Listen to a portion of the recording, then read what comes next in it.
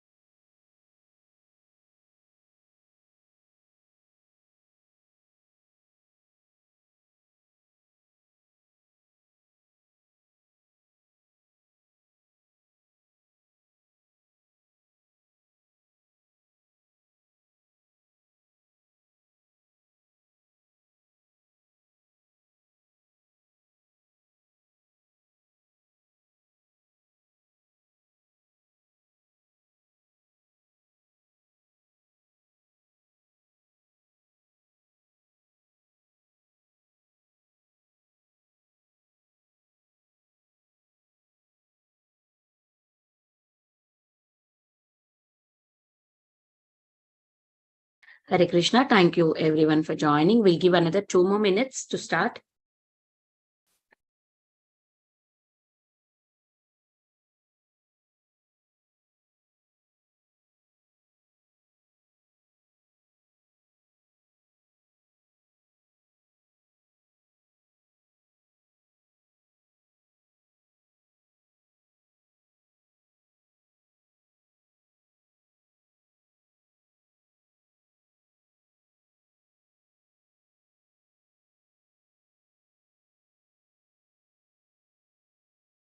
Prabhuji, you want to start sharing screen if you have screen sharing today?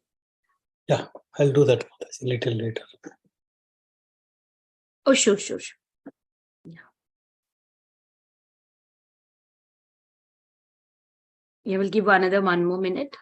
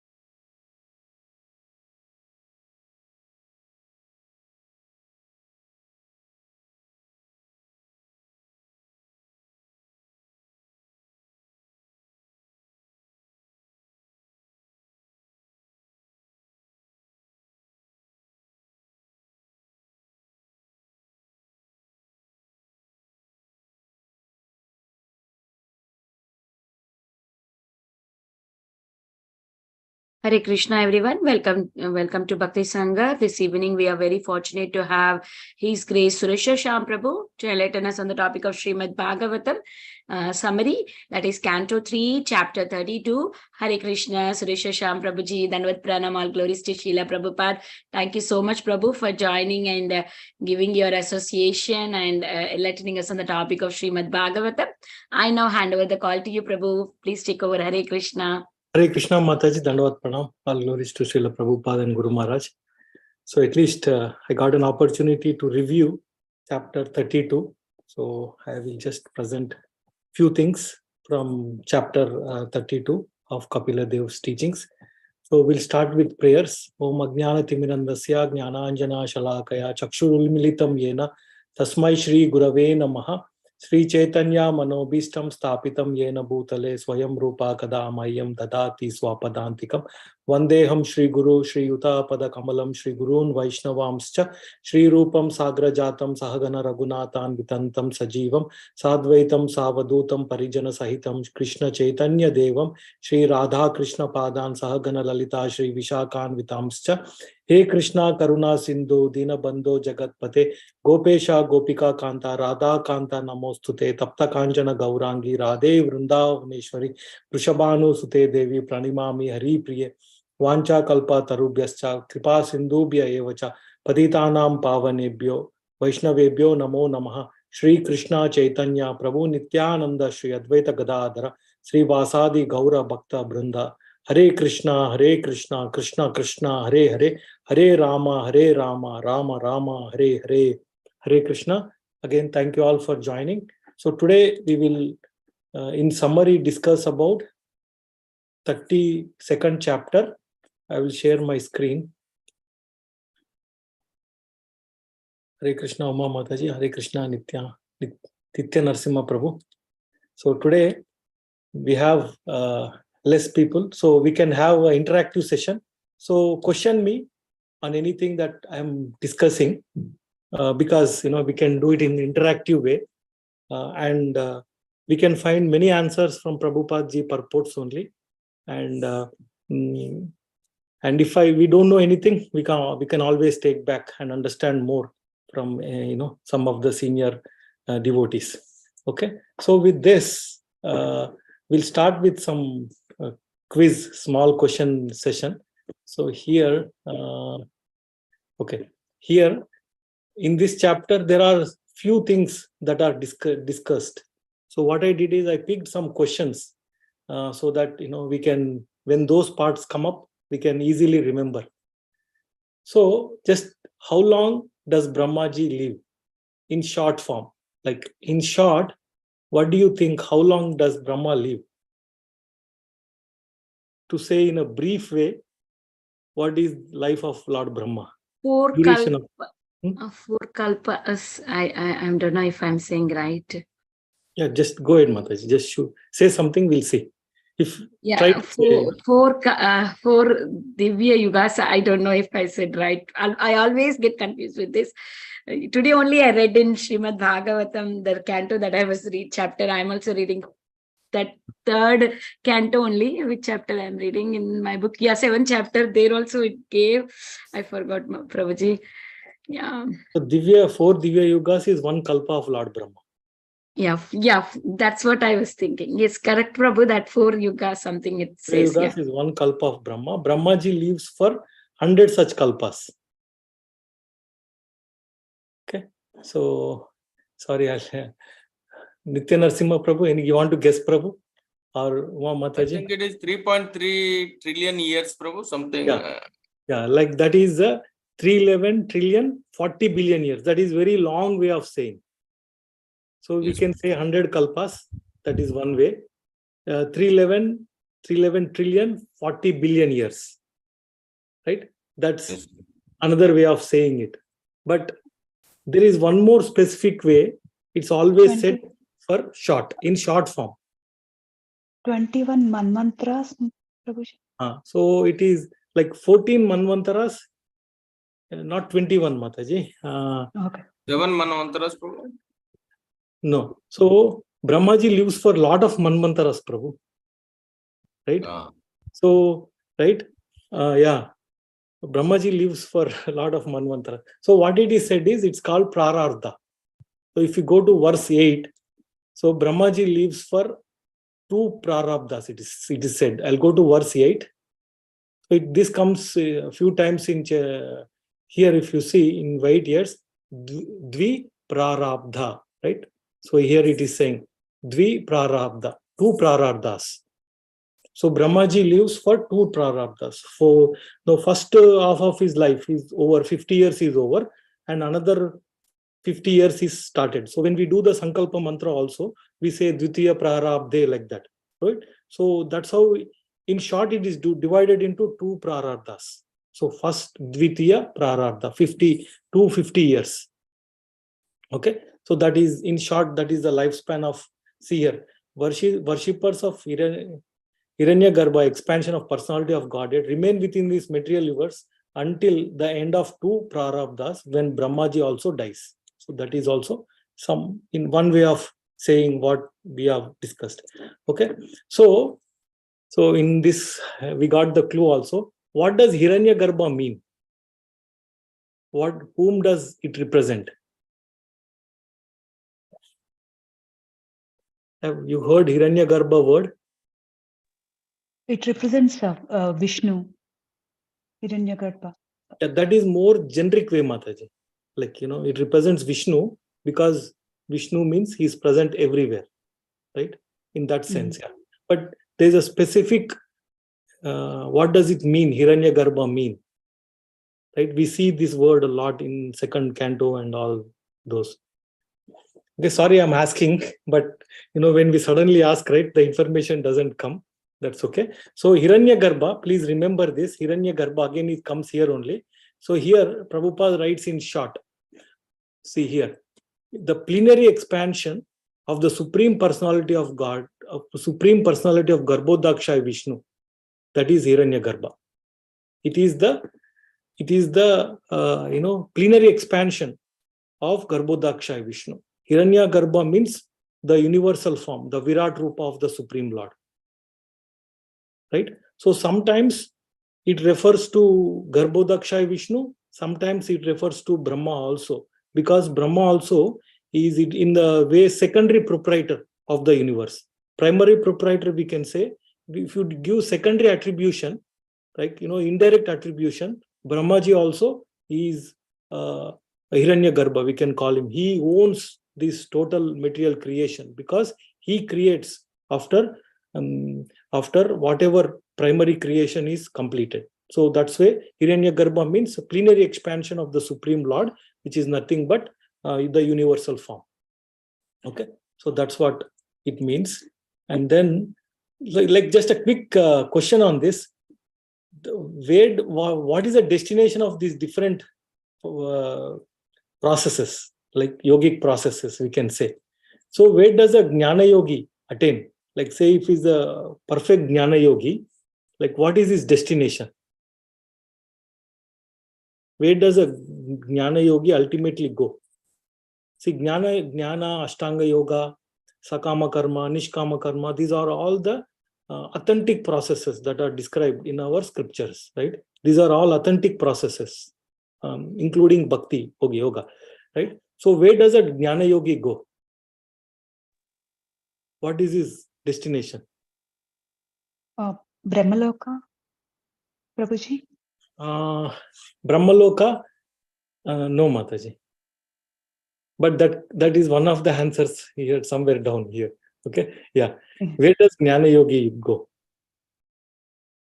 So Effulgence, Prabhuji. Brahman effulgence. Brahman effulgence. Yes, Mataji. Thank you very much. So the destination of Jnana Yogi is Brahman effulgence, because Jnana Yogis analyze this material universe in detail. That's called Sankhya philosophy. They understand everything in detail, and then they realize there is someone superior. What is that superior? It is Brahma Jyoti. So their destination is Brahma Jyoti. Okay. So this is tricky. What is the destination of Ashtanga Yogis?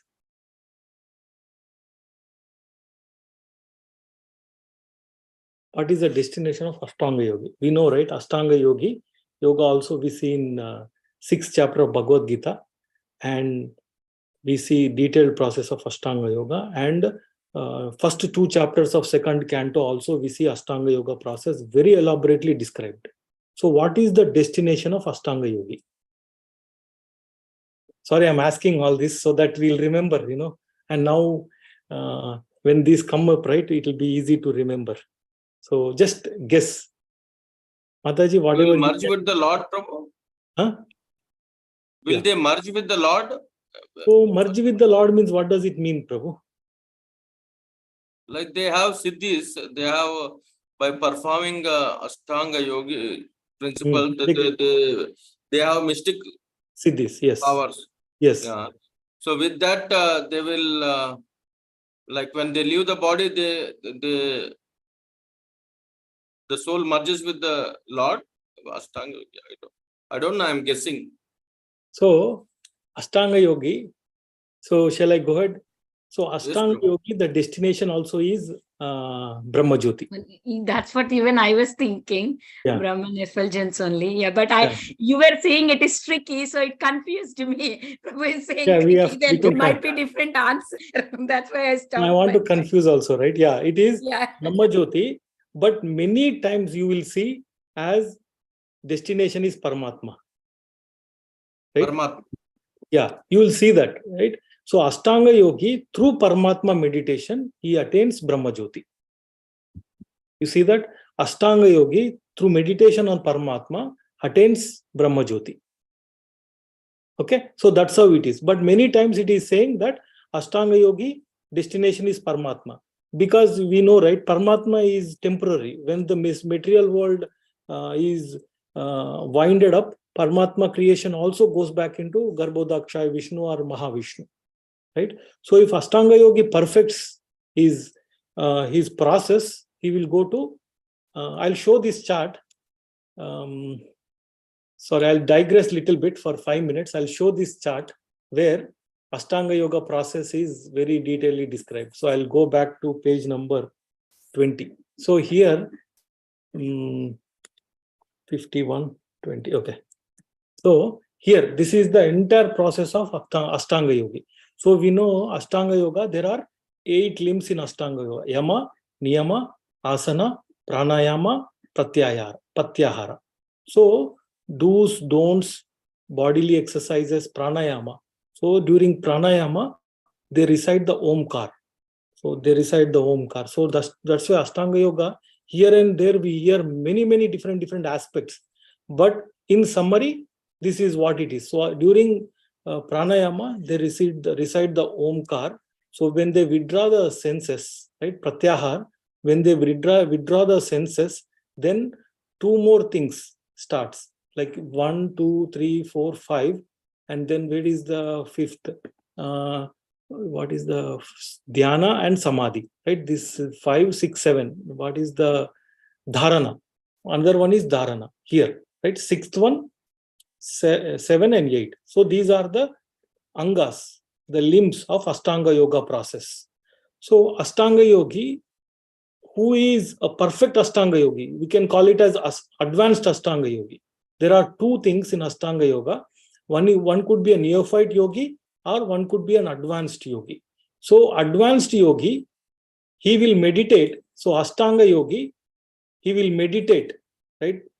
After pranaya, pratyahara, if there are no desires for anything else, then his dharana ashraya, his meditation is on Paramatma. Like I said, he meditates on Paramatma. Through Paramatma, he will attain liberation. So this Ashtanga yogi, the advanced yogi, doesn't have any more material desires. So he meditates on the form of the Lord.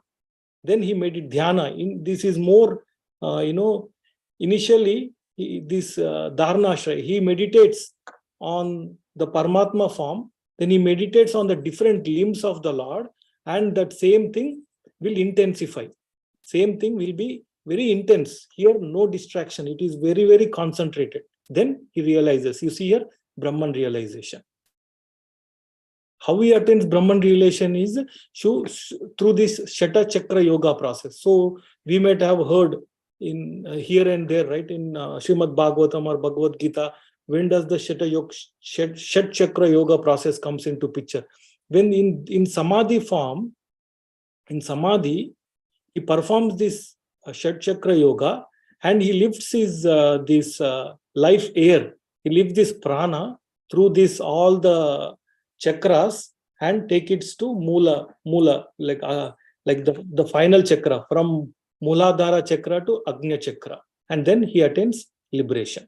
So liberation, nothing but here Brahman realization. So this is for an advanced yogi. So there is one more type of yogi who is a neophyte yogi. He has, after trying to control his desires or senses during pratyahara, he still has some desires left. So what does he do is he meditates on the Virat Rupa of the Lord. The Virat Rupa. The Virat Rupa is a what is that? Temporary manifestation of the Supreme Lord. Say, example, when you see ourselves, when I see myself in the mirror, I exist and the image exists, right? So there is some difference between me and image. Image is dependent on me. Image can't respond. Image is like a jada vastu, right? It can't reciprocate. So like that, so when through the medium of Maya, when the Supreme Lord, the Garbhodaksha Vishnu's form, he manifests into a Virat Rupa. It's a material manifestation because it's happening through Maya Shakti. So the entire universal aspects, whatever exists in the universe, that's called Virat Rupa. And then this, because he still has desires, right? When he meditates on the Virat Rupa, if there are no desires, then he'll follow as advanced yogi. If there are desires, then he will go to different lokas. Like some Mataji was saying, Brahma Loka. He will go to different lokas. He will slowly relinquish each and every desire, and he will relinquish his material body, right? So two things, right? Death means giving up the material body. Real liberation means giving up our swabhava also. Swabhava, our material impressions also, right? So two kinds of things. Our material body and swabhava, both are getting slowly going back into their original places. So you see here the Panchabhutas, the false ego, Mahatattva, Pradhan, everything is being slowly going back to its individual places, and the yogi, the Dharnashraya yogi, the yogi who was meditating on Virat Rupa, is also attaining through Krama Mukti. This is called gradual liberation. It takes long time and he attains liberation. So this is, in a nutshell, this is complete Ashtanga Yoga process. So we see when they chant Omkara, when that Shat Chakra Yoga process comes into picture, what are the two different types of Ashtanga yogis, right? So this is all we see here. Okay. So hope this is clear, or did I confuse? Prabhuji, like there are some yogic groups, like they say Sahaj Yoga, some XYZ Yoga. They all follow this process, Prabhu? They may follow bits and pieces, Prabhu. So we don't know really exactly. So this Ashtanga Yoga is a little bit complex, Prabhu. It's not that, so that's, so it's not because they also talk about this chakras, yeah. And they also bits and pieces they talk, but overall pranayama, reciting the what is that Omkara, and meditating on the Paramatma form of the Lord, all these they may not be doing it, Prabhu. Yeah. And in this chapter, what happens is, it is said that in this chapter, it is said that this, through this process also, you are touching one aspect of the Supreme Lord. One aspect, partial aspect. Brahma Jyoti is an aspect of the Supreme Lord. Like it is given many times an example, like say, if 10 people close their eyes and touch the different parts of an elephant, right? They're realizing some aspect of the Paramat, some aspect of the Lord, right? Some, we can say, partial aspect. But they're also transcendentalists. They are also realizing one aspect of the Supreme Lord. Okay, so this Ashtanga Yoga also, because Kapila Dev described so many, so Kapila Dev, I'll show you one here. Kapila Dev described. Prabhuji, can I have a quick question? Yeah, yes, Mataji. Prabhuji, what is the, I mean, like for Brahmaloka and Brahma Jyoti, Brahman effulgence. So, like one is a material realm and another one is spiritual realm, or? Yes, Mataji. Brahma Loka or Satya Loka is same. It is the most place in this material universe. Oh, okay, Prabhuji. Thank you. Right. Okay, yeah. So here, this chapter is going through lot of questions by Devahuti, and Kapila Dev is answering those questions. And Devahuti is already a self-realized person, but she is asking, right? For we see even before hearing Bhagavatam, Parikshit Maharaj was anyway a great devotee, right? But he's hearing great devotees, what they do? They hear glories about the Supreme Lord, right? He is hearing from starting from Srishti Leela to the complete shelter of the Supreme Lord, right? Like that, Devahuti is also a devotee of the Lord. She is asking so many questions so that people in general all their illusion can be dispelled. Like Devahuti's illusion is dispelled just for saying purpose, but people who hear this knowledge, all their illusion will be dispelled. So in that process, if you see here, process of yoga is described. This yoga is nothing but, when we say generally, limbs of Ashtanga Yoga, description of Lord's form for the dharana and dhyana. There is small difference between dharana and dhyana. Dhyana is more focused. Dharana is very general. Dhyana is very focused. So that is the difference. So here, that's why Ashtanga Yoga was described. And Jnana Yoga also is described. So Jnana Yoga is nothing but complete description about matter and spirit. Sankhya, like here he's saying Sankhya.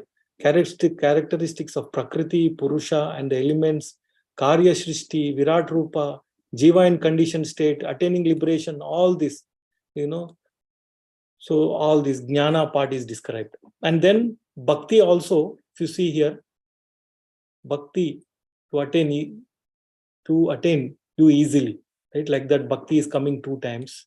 Nature of time. What is time? Time is an instrument of the Lord. Time is an energy of the Lord. Time starts everything. Time instigates the gunas to move forward. Time is the instrument which connects the spiritual world to the material world. Time is the thing, clouds are very, very huge, but air can very swiftly, very easily carry the clouds. Like that, somebody may be very, very great, but time moves on everything. It will manifest our karmas, right? You can say time carries karma. It will manifest our karmas. So many characteristics. And coming to our part, continual birth and death of jivas. So whatever other secondary paths that are being followed, right? So we say in Ashtanga Yoga, in the process of Krama Mukti, where the yogi has many desires, so he has to take many, many lives to come to his destination, right? Like that here the last part that we are seeing here, 32 chapter, here in this chapter, the summary is criticism of Sakama Karma and superiority of Bhakti. So in this chapter, it is a summary of all the chapters that we have seen so far. We have seen Jnana Yoga, Ashtanga Yoga, and Bhakti Yoga, and Karma Yoga. All those processes now are summarized in this chapter in a condensed way. Okay, so this is what Devahuti asks all these 7 questions. So previously, if you see, when you follow the scriptural injunctions, you will go, you may go to higher planetary system. When you follow the path of Sakama Karma or Nishkama Karma, you may go to higher planetary systems. But when you don't follow scriptural injunctions, act sinfully, then you will go to hellish planets. So that part was described in previous chapters. The pains in youth, old age, death, and hell of materially attached persons, right? So all those things are described. So basically it is the destination of people in this universe when they follow different process. Each process has a different destination. That is also a summary of this chapter. So this chapter, so we'll go back to questions. Anybody, any questions or comments on so far? Yeah, so this is like a summary. So we'll go back to our one more question. here. So what is the destination of Bhakti Yogi? Goloka, Vaikuntha or Vrindavan. Goloka? Goloka, Yeah. Vrindavan. Yeah. In this chapter, it was saying prema. Prema of the Supreme Lord is nothing but Love of the God. love of the Lord, right? Yeah. So if we know this, we know everything. We don't need to worry. We don't know anything else, right? So yeah, what is the destination of Sakama Karma? Is like higher planets, like, I mean, Svargaloka, all that, Prabhuji? Yeah, he'll go to higher planets. Higher planets could be anything. Like in this chapter, it is said moon planet. Moon planet also, which has Pitruloka. Part of moon planet is Pitruloka, right? So yeah. So what is the destination of Nishkama Karma? It's again same like Bhakti Yoga, Prabhu, means they hear Nishkama Karma means he's not expecting anything in this doing devotional service. It's like one-pointed attention, like unmotivated, uninterrupted. So it's like same like Bhakti Yoga, getting love of the Krishna. Is that correct or no? So for us, as per Prabhupada, yes, Nishkama Karma leads to Bhakti Yoga. But Nishkama Karma, it can lead to any of the yoga systems. Any of these three yogas, it could be. It could be any of these three. But generally for us, Nishkama Karma, then Bhakti Yoga only. But it could be any of these three. Because Nishkama Karma Yoga is the foundation for any of these three yogas. I'm not using one word, but I'll use that word later. Okay? So, then we'll go on. In short, difference between Sakama Karma and Nishkama Karma. Sakama Karma means the person also performs devotional service, like same like a Nishkama Karma, but he expects something in return there. Nishkama Karma, he performs completely for the pleasure of the Lord. He never expects anything from the Lord. Yes. Yeah. Yes, Mataji. Only difference between Bhakti Yoga and Nishkama Karma Yoga is Nishkama Karma Yogi is attached to what he is doing. He's not attached to the results, but he's attached to do what he's doing. So in case of Bhakti Yoga, he's detached from that kind, that he wants to do anything for the Lord. He's not attached in what he has favoritism in, right? So that's one subtle difference. So here, now, what is common between Ashtanga Yoga, Jnana Yoga, Nishkama Yoga, and Bhakti Yoga? They want to attain supreme, but not in a right way. They are not attaining in a right way, but everybody want to achieve the supreme. Is that correct?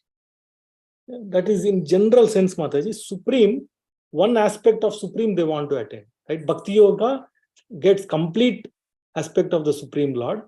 The Ashtanga Yoga, right, we saw just there, these two yogis are going to Brahman realization only, right? So one common aspect between all these three is sense control. Between all these three is sense control. So this comes in this translation 3:30:27. So if you see, here if you see, the greatest common understanding for all yogis is complete detachment from matter, which can be achieved by different kinds of yoga. So detachment from matter means, so here the Jnana, so here Prabhupada is writing, the Jnanis try to detach their sensual activities from material engagement, right? So basically sense control, you can say. So everybody is doing sense control in different ways, but the devotees are engaging their senses directly in the service of the Lord. These other yogis are trying to stop it, but we don't stop it. Instead, we use the same thing in the Krishna service. That's the only difference. Yes. See here, by cultivation of knowledge, he tries to detach senses from sense enjoyment. The Ashtanga yogi also tried to control the senses. The devotee, however, tried to engage the senses in the service of the Lord. Right? Therefore, it appears that the activities of the bhaktas, devotees, are better than those of jnanis and yogis, jnani and yogi. Right? Like that, it's all sense control is the common base parameter for all the yoga systems. Okay, so here somewhere, here, see, the purpose of all yoga is to detach one's sense activities from the material world. The final aims, however, are different. Jnanis want to become one with Brahman effulgence. Yogi means Ashtanga Yogi, want to realize Paramatma. See here, I said, right? Sometimes it says Paramatma. Through Paramatma, they realize Brahman effulgence. Like it is said that Paramatma, but we saw that picture, right? It is through Paramatma, they will realize Brahman. Okay, by meditating on Paramatma, they will realize Brahman effulgence. And devotees want to develop Krishna consciousness and transcendental loving service to the Lord. That's what I was saying, prema, towards the Supreme Lord. So this is what one common aspect that is given in this chapter. So one other just trivia question. Have you noticed, did Kapila Dev addressed Devahuti in any specific names? Like generally, Devahuti is the mother of Kapila Dev. Have you seen any names that Kapila Dev has addressed her?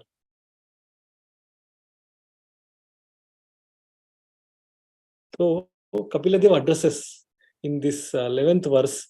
Interesting, he addresses her. Let me show you 11th verse. Yeah, here he addresses her as Bhamini. Bhamini means mother, my dear mother, my affectionate mother. It's not just mother, my affectionate mother, my very dear mother. And Prabhupada writes in the purport in detail, what does Bhamini mean? Here, he is giving an indication that, oh mother, you're already a self-realized person, you are already very, very affectionately attached to me, the Supreme Lord. See here, Prabhupada is writing, he therefore addressed his mother as Bhamini to indicate that she was already thinking of the Lord as her son. See, she already has that relationship. Even in love, we have a specific relationship with the Lord. How we want to serve the Supreme Lord, right? So this is what he was addressing her mother. He addresses in few other ways in this chapter, but this was standing out. And Bhamini is very, my dear, affectionate mother. Okay, so we saw where we are in this overall Kapila Dev's teachings to Mother Devahuti. Sankhya Yoga was taught, like that is Jnana Yoga. Ashtanga Yoga was discussed. Bhakti Yoga was discussed. And then other karma, other sinful ways of leading the life was discussed. And following the scriptural ways, like Sakama Karma, Nishkama Karma, those aspects were discussed. And in this chapter, which is having 42 or 43 verses, so this is, in summary, this is how this chapter is organized. So in summary, if you see, it is again entanglement in fruitive activities. This 32 chapter is titled as like this, and Vishwanath Chakravarti Thakur titles The Path of Karma. So this is how this chapter starts, the path of karma, right? And then this chapter summarizes, actually, not only gives the entanglement in fruitive activities, which is the substantial part, it summarizes many, all the other paths, and showcases how bhakti is very, very superior with more substantiation. Not just saying it, how bhakti is superior. Like here we see in theme 1, the path of Sakama Karma cannot bestow liberation, right? So like Mataji said, Sakama Karma, we are just going to higher planetary systems and then we just come back. And Nishkama Karma Yoga, like I said, we attain Sayujya Mukti, right? Depending on the desire or what the Nishkama Karma Yogi wants to do, he has the destination of Sayujya Mukti, or he could attain Prema of the Lord also. Because when you do the service to the Lord without expecting the results, your heart becomes pure. Your heart becomes pure. So with that purity of heart, you can meditate. You can do Sankhya, you can do the Sankhya or Jnana, you can do Ashtanga Yoga, or you can follow the path of Bhakti also. So like that. And then, like we were discussing, this Nishkama Karma Yogi, he can meditate on Virat Rupa also. Like we saw Ashtanga Yogis, they meditate on, we saw Ashtanga Yogi who has some more material desires, meditates on Virat Rupa of the Lord, Virat Rupa of the Lord. So then he follows through the Krama Mukti process and attains liberation. In the part of that Krama Mukti process, when Brahmaji day ends, when Brahmaji end of Brahmaji lives, this Ashtanga Yogi also goes back into Garbhodakshay Vishnu, or he goes back to Mahavishnu, right? End of Brahma's life. And he comes back and starts from there, right? Again, he is doing the same thing. Then slowly he might attain Brahma Jyoti, right? Then discussing all this, then he sees how Bhakti is superior. And then Kapila Dev criticizes Sakama Karma Yoga. How, this Sakama Karma Yoga, he says the result attained in Sakama Karma Yoga is temporary, right? The result attained in Sakama Karma Yoga is very, very temporary. And that's why Kapila Dev calls these people as less intelligent. Like, because the result attained is temporary. At the day of Brahma, only the 4 upper planets remain. Only the 4 upper planets remain. All other planets get destroyed. At the end of Brahma's life, the 14 planetary system, everything that was created goes back into Garbhodakshay Vishnu and then Mahavishnu, right? So like that. So it's all being temporary in nature.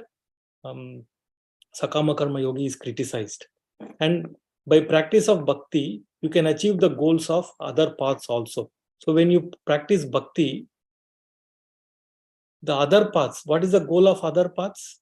The goal of other paths is Brahma Jyoti, right? So here one nice aspect is given. Like, say, when we see the Supreme Lord, are we seeing Brahma Jyoti or not? When we see the Supreme Lord, the effulgence is already there, right? Anybody would like to say yes or no? When we see the Supreme Lord, Yes, Prabhuji. Yes, When we reach Bhagwan, everything is there in him. All three aspects together. We can right? get it. So the effulgence is already emanating from the Supreme Lord. Because we want to take the darshan of the Lord, it is not distracting us. Otherwise, we'll see the effulgence. When a train is coming to the station, we see the complete compartments, everything, and the light also is there. So we see the complete picture of the Lord, not a partial picture. From far, like Brahman refulgence, they are just seeing, right, the light of the train. But a Bhakti Yogi is seeing complete train, the train behind, the train in the front, the compartments, their arrangement, everything is seen,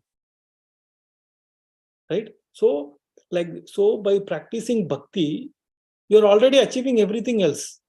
You don't need to do special endeavor for that, like that. So here, and then Kapila Dev, he summarizes what is Jnana Yoga. What is Jnana Yoga? Like we saw in that chart, right? He summarizes in a very, very simple way. I'll show another chart from Gauranga Darshan Prabhu. So let me see, page number 51 I have to go. See, this is about Ashtanga Yoga. So to discuss about Jnana Yoga in a simple way, this is the chart about Jnana Yoga. The complete material creation. So when Mahavishnu, from his pores, these Brahmandas emanate. And then that time it is called Pradhan. The Brahmanda that is coming, the small bubble that is coming from Mahavishnu is called, initially it is called Pradhan. What is Pradhan means? When everything is there, but it is not manifested. Nothing is manifested. It's in the seed form. Like seed, if we sow and water it nicely, if there is sunlight, everything will manifest over a period of time, right? Like that, in Pradhan, everything is there, but it's an unmanifested form. So when Mahavishnu glances over this Pradhan. So he is putting his glance. In that glance, there is Kala Shakti, Karma, and Swabhava. Swabhava is our desires. Karma is our material, what we deserve, right? What we deserve is here, and what we desire is here, and the Kala Shakti is here. And these two we can call it as, indirectly, you can say, his glance impregnates jivas into material nature. So he's impregnating, we can say these two as jiva and Kala Shakti. Now Kala Shakti agitates these modes of material nature, and then they manifest into Mahatattva. So then next phase comes. What happens is, when, say, white milk powder, when you mix it and when you fry it, it becomes like a black gulab jamun, right? So there is a process, there is an investment of energy happening. Here, the investment of energy is happening through Kala Shakti. Kala Shakti agitates, and then these three, the modes of material nature manifest. In that modes of material nature, in tamas, this ahankar comes into picture. This ahankar comes into picture, which is in predominance of tamas, right? So slowly this time is pushing, this time is energy is acting, and then from the three modes of material nature, this ahankar manifests. And from ahankar, in ahankar also there are again goodness, passion, and ignorance. And then from goodness comes mind and the sense devatas. The mind and sense devatas. It is called Jnana Shakti. So here again we are seeing Jnana Shakti, nothing but Adi Daiva. So where mind, the 10 senses, the 10 sense devatas, from mode of goodness, which is Adi Daiva, the mind and the sense devatas come. And then from Kriya Shakti comes Adhyatma, the prana and the 10 senses, the karmendriyas and the jnanendriyas and the intelligence manifests. And then from Adi Bhuta, when we say Adi Bhuta is this external manifestation, the Panchabhutas, the 5 material elements, and then the Tanmatras manifest. So how this is manifested is, first there is sound. And then from sound manifested ether.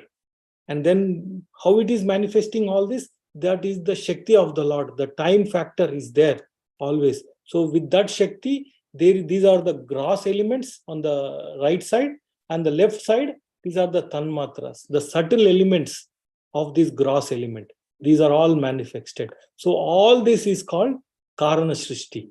So this is nothing but the Sankhya philosophy. So that's what we saw here in this PowerPoint that Prabhuji was saying here. The process of jnana is to understand characteristics of Prakriti, Purusha, and the elements, Karya Srishti, Virat Rupa, all these things, complete material elements. Sometimes we say 23 material elements, whatnot, right? Here, all these elements are listed in this creation, in this manifestation. So, any questions, comments so far? Hope it's making sense. Very much, yes. Yeah. So I'm trying to summarize this this chapter. And now where we are, we saw how where is this? Here we saw Kapila speaks on jnana, and then various paths to realize God. So what are the various paths? We saw that jnana is also giving Brahman realization. That is also an aspect of the Lord. And then bhakti gives prema, where we have direct relationships with the Lord. And then Ashtanga Yoga also is giving Brahman realization. That's also an aspect of the Lord. So that's what various paths to realize God. And then one caution is given here at the end: who can and who cannot realize this knowledge.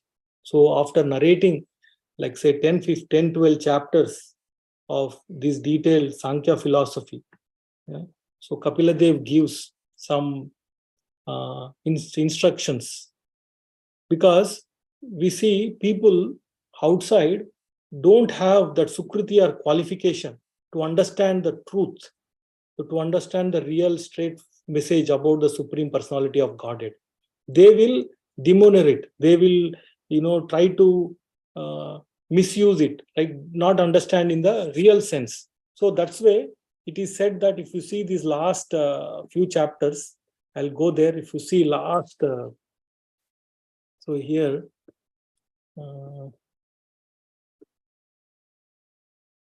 see, instructions should be given to faithful devotees who is respectful to the spiritual master, non-envious, friendly to all kind of living entities, and eager to render service with faith and sincerity.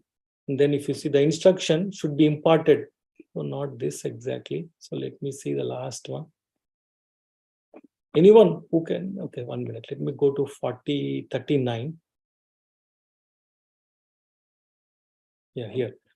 Lord Kapila continued, these instructions is not meant for envious, for agnostics, or for persons who are unclean in their behavior, nor it is for hypocrites or for persons who are proud of material possessions.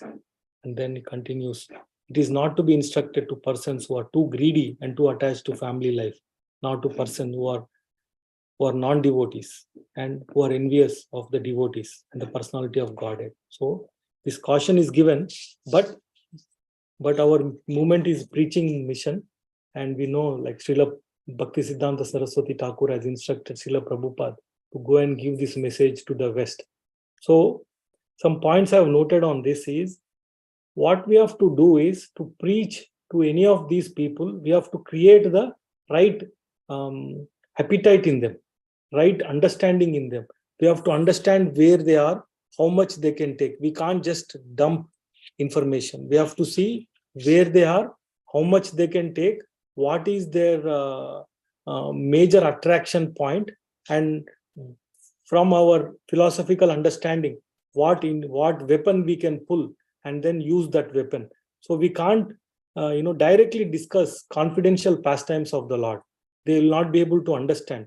We preach, create the appetite, and then we feed them, right? We create the appetite through our behavior, through like some general topics about the universal aspect, right? Something which they are interested in, and then we create the appetite and then slowly feed them, so that this message, like it said in nectar of instruction, right?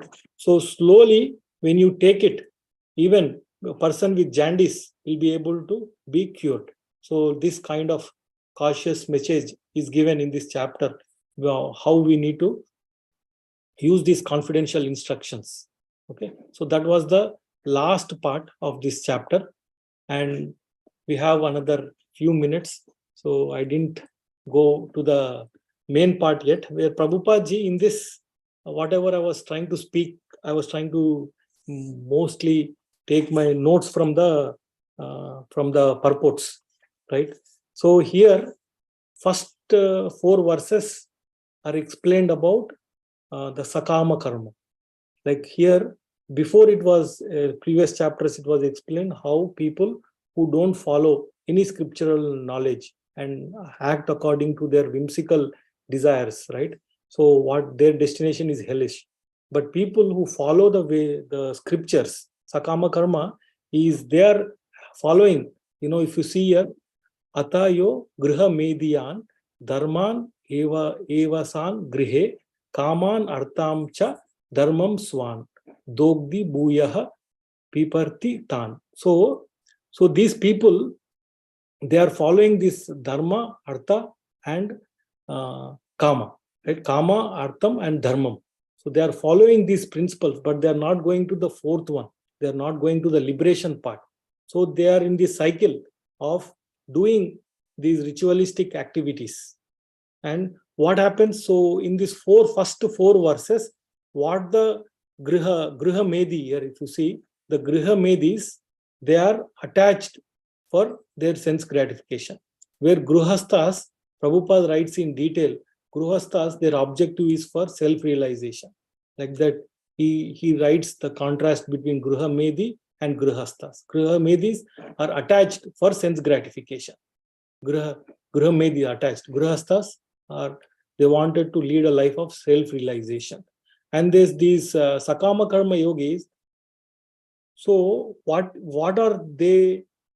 They want to satisfy their senses. So they are praying to the demigods and Pitrus, the forefathers.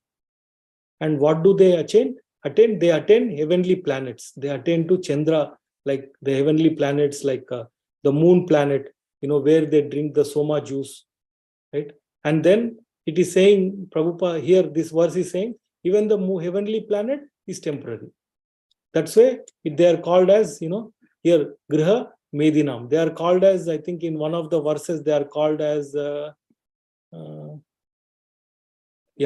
Mudaha, right? They are called as, Mudaha, right? So what is the Prabhupada translates here as, infatuated by lust. They are attached to the lust. Like this, the process of how the Sakama Karma Yogis are engaged, following the Vedic scriptures itself, but their path is very, very temporary. Like that, then how the Nishkama Karma Yogis behave, what is their destination. So Nishkama Karma Yogi may proceed to follow the Ashtanga Yoga, or they may proceed to follow the Jnana Yoga, or they may proceed to follow Bhakti Yoga. Right? If they follow the Ashtanga Yoga or Jnana Yoga, they will attain Brahma Jyoti platform. If they follow Bhakti Yoga, they will attain Prema of the Supreme Lord. So that's what next few verses talk about, Nishkama Karma Yogi. And then he concludes partially in 11th verse saying how Bhakti Yoga, Atatam Sarva Bhutanam Krita Padmeshu Kritalayam Shrutanubhavam Sharanam Praja Bhavena Bhamini. Like we were discussing about Bhamini, is very affectionate mother, where the Bhakti Yogis, Shrutanubhavam, they hear the glories of the Lord, right? And they take the shelter, they take Sharanam of the Supreme Lord, right? Through the Bhava, through the Prema, through the affection, they attain this, hearing the glories of the Supreme Lord, they take shelter of the Supreme Lord, they attain this Vraja Bhavena, they attain the Prema, they attain that affection to the Supreme Lord. Who is that Supreme Lord? Who is residing in everybody's heart. Sarva Bhuthanam Krita Padmeshu Kritalayam. He is residing in everybody's heart. Right? So this is how, he's saying how these Bhakti Yogis, they are very attached by hearing the glories of the Supreme Lord. That's why he's calling his mother, oh Bhamini. Bhamini, you don't need to worry. You already have a lot of affection towards me, whom I am, who the Lord myself. You have that motherly affection towards me, right? Like that he addresses her, Bhamini. And so the rest of this chapter flows like Kapila Dev criticizes the Sakama Karma Yogis, saying how this is temporary place. Right. So here he's saying persons who are too addicted in this material world execute their prescribed duties very nicely and with great faith. They daily perform like this. They perform their duties, but what they are in full of anxiety, and there we know their ultimate destination is, heavenly planets, which is temporary. Like that in this chapter, Kapila Dev talks about different aspects of the yoga process, karma yoga, jnana yoga, dhyana yoga or ashtanga yoga, and bhakti yoga, and he glorifies how bhakti yoga is very, very superior. The bhakti yogis get Brahma darshan. They can see, so that Brahma darshan part of the law, they get Brahma darshan in the sense they get darshan of the Lord, which includes Brahman, which includes the effulgence of the Supreme Lord. So that's what Prabhupada nicely writes in that purport. I forgot which purport. So there's word Brahma darshan comes. The Bhakti Yogis get the Brahma darshan of the Supreme Lord. That nothing means they get the darshan of the Supreme Lord. Darshan means to see something, right? Brahman, we can't see anything. It's just light. But when you are seeing, means you are seeing the Supreme Lord which includes the Brahman aspect also. So like that, this chapter flows with these themes,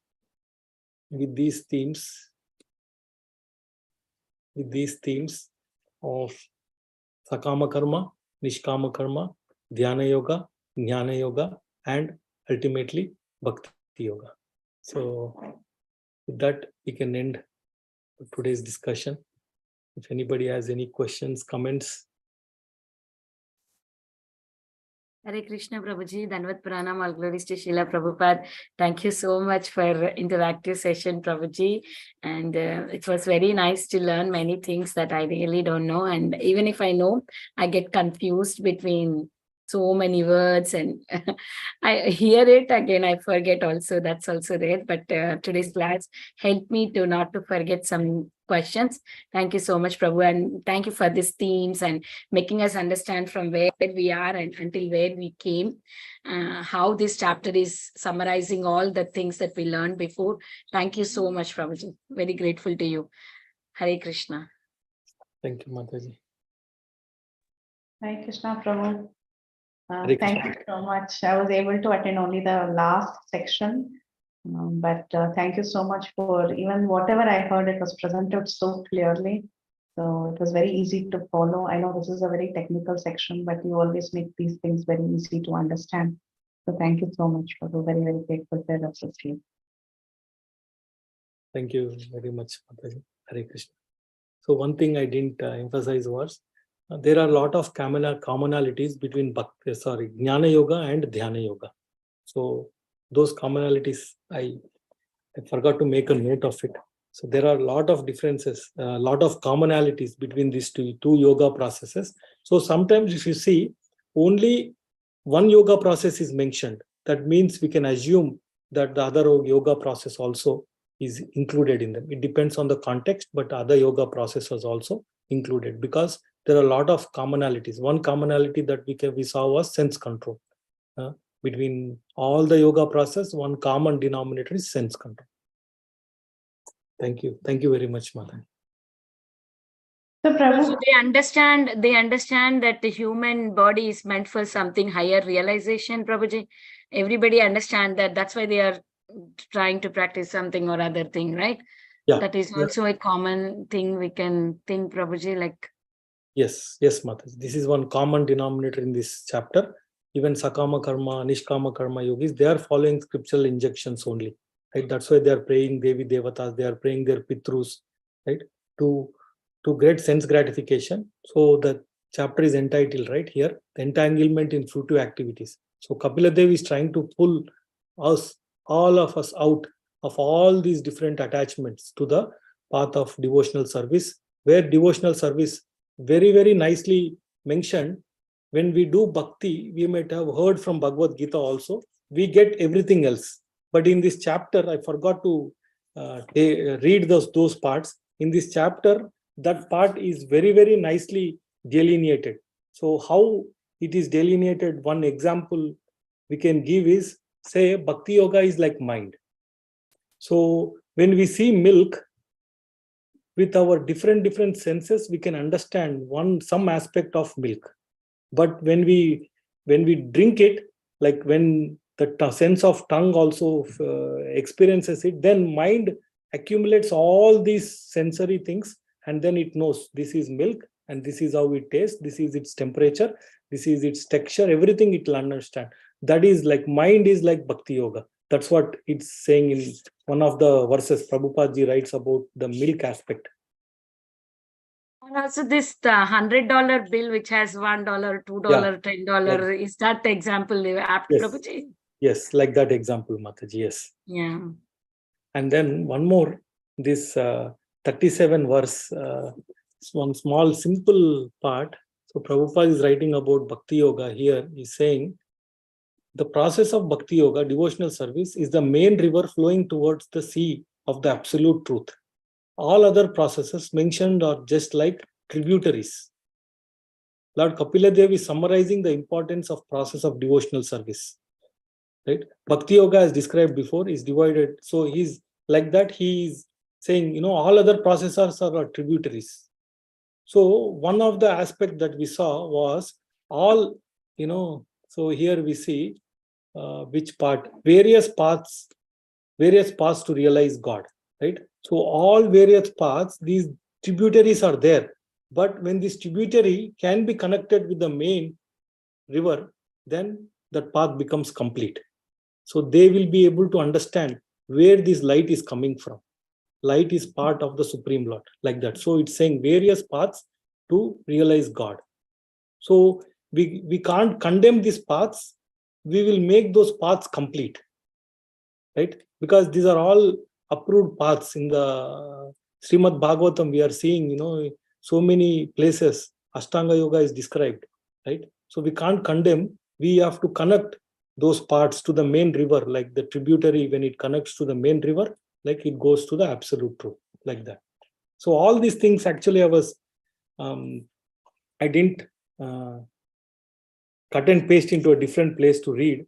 So I just underlined in the book. So yeah, but these like that, how bhakti is superior with proper examples, it is given. Yeah. Okay, Hare Krishna. Anybody, any comments, questions? Thank you, Prabhuji. Very, very nice. And a small request, if it is possible. The first, initially, you asked us some questions, right? If you can put us one-line answers there and give it to us, that would be helpful, Prabhuji. Yeah, sure, Mataji. I will send this Word document. Yeah.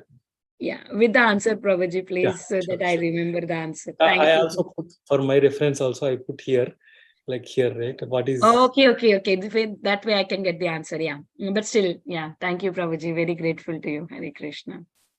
Priti Vilasini Mataji, do you would like to answer any one of this answer, Mataji? Just... Oh, how does Brahma live? How long does Brahma live? Oh, sorry. How long does Brahma live? Brahma lives for 100 years of his life. Is that an answer? In short form, I want. Oh, meaning 311 That is long way of saying it, right, Mataji? 311 trillion. One kalpa. Huh? One kalpa. No, he lives for 100 kalpas. It's for 100 kalpas. 100 kalpas. Okay. You know the answer, Mataji. I heard from you. Means before, not in this session. So, how long does Brahma live? One breath of Vishnu. One breath of Vishnu. Yeah, one breath of Vishnu. Yes, that's one way. But it is mentioned, right, Mataji? 2 prarabdhas. Oh, yeah. Dvi prarabdha, like that. Yeah, in this. Yeah. Yeah. What Okay. does Hiranya Garbha mean? Golden. So we discussed. Yes, Prabhu, go ahead. Hiranya Garbha means a plenary expansion of the Lord, nothing but the Virat Rupa of the Lord, Mataji. The entire material manifestation is called Hiranya Garbha. Sometimes it represents Garbhodaksha Vishnu, and the secondary attribution is given to Brahma also. Brahma himself. Brahma also is said as Hiranya Garbha. A complete universal representation. So, Prabhu, what are your answers for destination for Ashtanga Yogi? This Ashtanga Yogi and Jnana Yogi is Ashtanga Yogi and Jnana Yogi is Brahma Jyoti, Mataji. Brahma Jyoti. Okay. And so here Ashtanga Yogi we read, many times we see Ashtanga Yogi realize Paramatma, it says, right? We read that Ashtanga Yogi, it realize Paramatma. They meditate on Paramatma. Through Paramatma, they realize the Brahma Jyoti, Mataji. So sometimes... Yes, go ahead. Sometimes it is said they realize Paramatma, but through Paramatma, they attain Brahma Jyoti. Right. So this is given in 2nd canto, Mataji. I also got many times confused on this. So here, this Gauranga Darshan Prabhuji gives in this part, I was just reviewing it. So here, if you see, here Ashtanga Yogi, right? This is Yama, Niyama, Asana, Pranayam, Pratyahar. So this is the, and Dharana, Dhyana, Samadhi, right? So there are 2 kinds of Ashtanga Yogis. One is neophyte Ashtanga Yogi, one is advanced Ashtanga. So advanced Ashtanga Yogi, they don't have any desires, right? So their sense control is perfect. So then their Dharana Ashraya is Paramatma. So through Paramatma meditation, they will initially meditate on the limbs of the Paramatma, then they meditate on the form of the Paramatma, then they their intensity will increase in the samadhi phase. Then they follow the Shatachakra yoga process to achieve Brahman realization. I see. Okay. So through this Moolarandhra and all that, Kundalini and all that, right? So whereas this is the advanced yogi, Correct. right? So they are meditating. Their Dharnashraya is Paramatma. That's why most of the time it is given as Paramatma, but through Paramatma they will realize Brahman. Brahman. And then these Virat Rupa meditators, these Hiranyagarbha meditators, they have material desires. So they go through Kramamukti process. They'll go to, many 23 different names are given, Mataji. Vaishwara Loka, Shishumara Loka, Mahara, Brahma Loka. And then slowly they will give up all their attachments, including the Panchabhutas, their false ego. The Mahatattva will include, everything else, right? All their what is that, sense objects, all their gross senses, everything they will give. And then it becomes this Pradhan is this initial manifestation, right? So then they will attain liberation. They will give everything up. Like I was hearing one nice example. When we go to a 3D movie, we prepared and go, right? We wear the 3D glasses. When we come out, we give it out, right? So when we come into this material world with the desires, we come with so much material baggage. So when we go back, we are giving everything up and then going back, attaining liberation. Nice. So, Prabhu, I had a question about when you were showing the sections of today's discussion, you said Jnana Yogi. You said the processes followed by the Jnana Yogi and the Dhyana Yogi are very, very similar. Yes. So my question is, which means that Jnana Yogis also, they perform some kind of dhyana as their sadhana, is that right? Or Yes, Mataji, they do. But I can't give you direct reference where it is. But yes, I have heard they do follow. They do follow They dhyana. do follow yes. Besides meditating on the verses of the scripture, they also do dhyana as ananga, like how they do bhakti as ananga, is it? Yes, they do that, Mataji. Yes, their bhakti is a secondary element for them. It's not primary element. Got it. They know the Supreme Lord, but they think from Brahman, Supreme Lord is coming. So like that. So they may also worship the Brahmana, the Supreme Lord, in a personal form. Like we have seen Sarvabhauma Bhattacharya, right? He was the head pujari of Jagannath Mandir, right? So for him, from Maya, Jagannath is coming. Correct. So that's why he's called Mayavadi, right? From Maya, Jagannath is coming. For him, ultimate thing is Maya. Maya. Yeah. But that is not an authentic approved path in the scriptures. These are all authentic approved paths in the scriptures, Mataji. Wonderful. Yeah, even I have to meditate on this because sometimes when we don't read this, we have to go through this krama process. What Kapil Dev was teaching to her mother, and this is where I got stuck to make the notes between what is the common thing. I asked Balram Shakti Prabhu. He sent me 2 lectures, Mataji. Oh, nice. I didn't hear and I didn't complete hearing and make notes. Nice. Very nice. Thank you, Prabhu. Thank you for sharing so nicely. Hare Krishna. Hare Krishna. Hare Krishna. Thank you once again, Prabhu. Is there any more realizations, any more discussions? Prabhu wanted the, discussion session. Interactive session. Yeah, Nitya Nasima Prabhu, please go ahead. Hare Krishna, Prabhuji. Such a wonderful session, Prabhuji, today. You have taken points from various purports and Prabhu's summary, Gaurang Darshan Prabhu's summary book.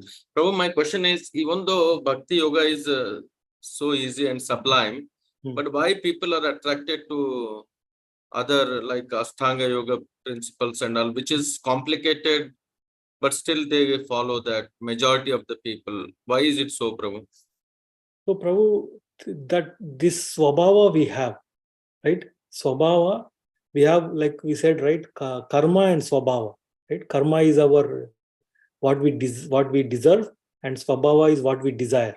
So this baggage we are carrying for a long time, and that the whatever desires we have, those things are attracting us. Those things are attracting us. We before coming to bhakti, we might have had many desires, different paths, right, Prabhu?